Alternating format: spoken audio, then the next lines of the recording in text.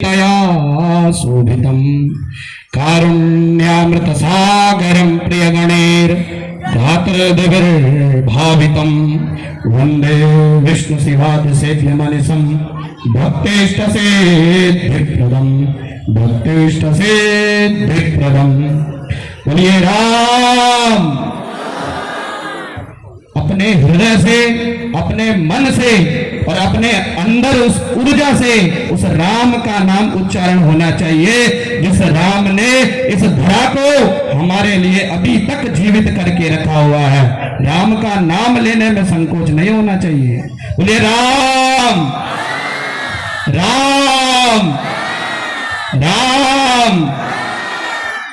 मंच पर विराजमान इस कार्यक्रम के अध्यक्ष और सभी बुजुर्ग, सभी मातृभक्त, सभी भ्रातृभक्त, मेरे भाई बहन, आप सभी का बहुत बहुत साधुवाद।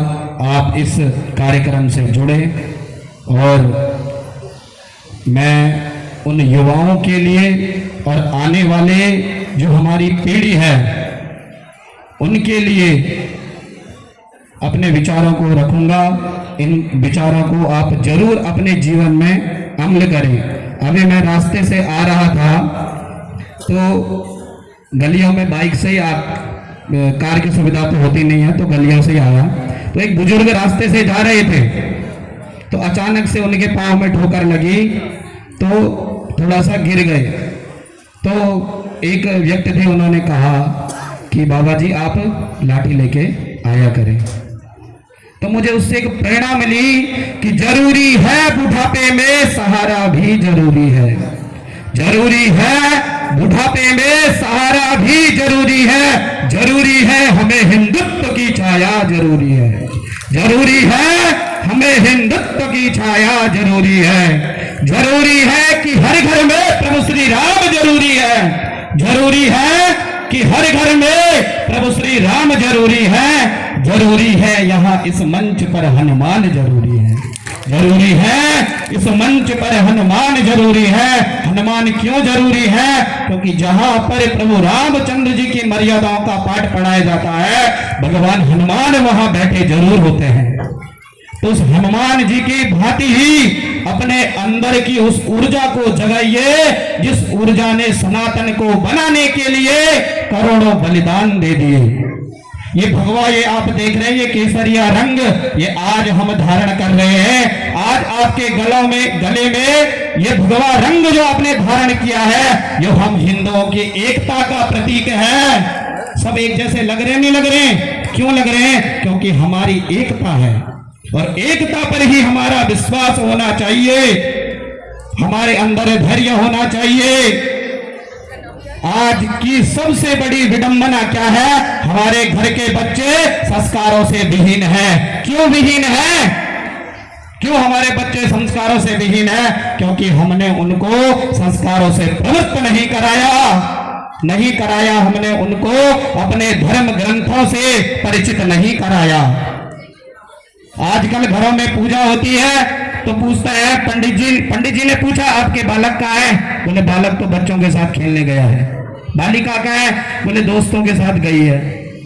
तो यहाँ क्या धर्म है? ये धर्म वो है जब पूजा हो रही हो तो आपका 18 वर्ष का बालक वहां बैठकर सुने कि उस पूजा का तात्पर्य क्या होता है, उन मंत्रों का क्या रहस्य है। जो मंत्र तुम्हारे लिए ब्राह्मण पढ़ने आया है उन मंत्रों की मर्यादा को सीखिए, उन मंत्रों की मर्यादाओं को रखो, उन मंत्रों की मर्यादाओं को सीखो।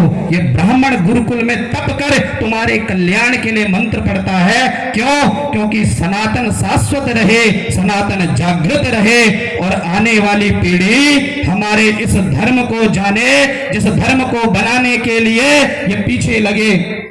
चित्र में ये सारे राजा महाराजाओं ने अपने आप बलिदान दिया इस धर्म को बनाने के लिए।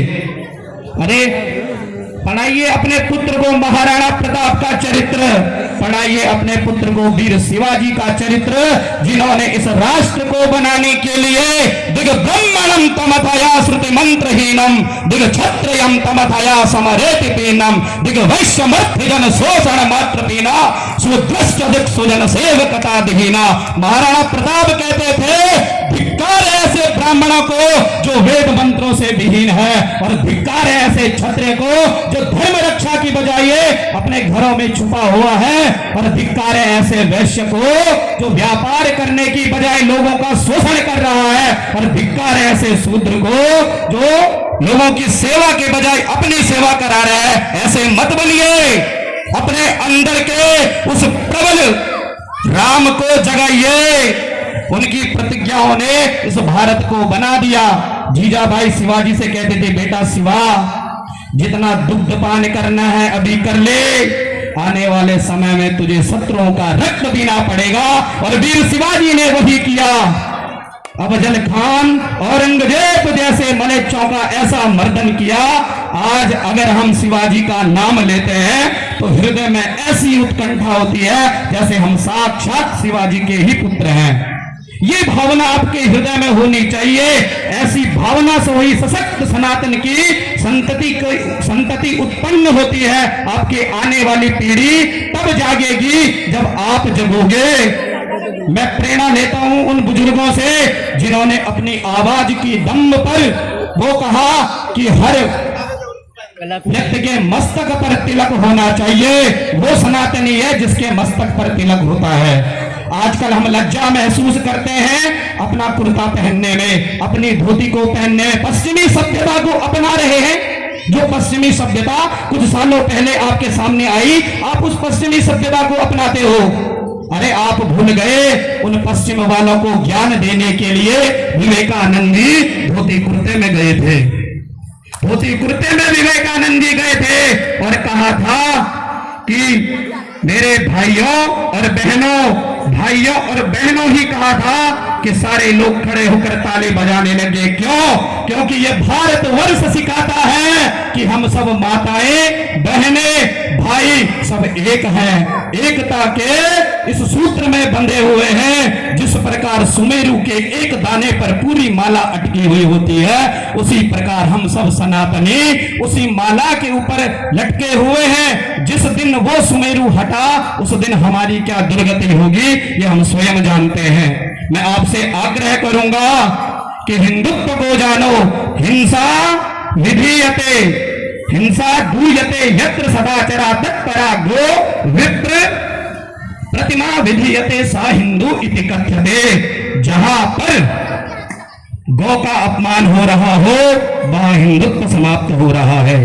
जहां पर ब्राह्मणों का अपमान हो रहा हो वहां पर हिंदुत्व समाप्त हो रहा है। जहां पर प्रतिमाओं का अपमान हो रहा हो वहां पर हिंदुत्व समाप्त हो रहा है। अरे खड़े होइए और जागिए, गौ के लिए लड़िए, गौ माता के लिए लड़िए। मां का दर्जा केवल गौ को दिया। क्यों दिया? क्योंकि जब एक मां अपने बच्चे को दूध नहीं पिला सकती तब वो गौ माता का दूध अपने बच्चे को पिलाती है और उसका पालन पोषण करती है। वो धर्म है, वो है धर्म कि जहां गाय की रक्षा हो रही हो। वो है धर्म जहां पर ब्राह्मणों का सम्मान हो रहा हो। वो है धर्म जहां पर हमारी प्रतिमाओं में श्री राम को देखा जा रहा हो। वो है धर्म। केवल आडंबर करने से धर्म नहीं बनता। केवल आडंबर करने से हम अपने आप को सनातनी नहीं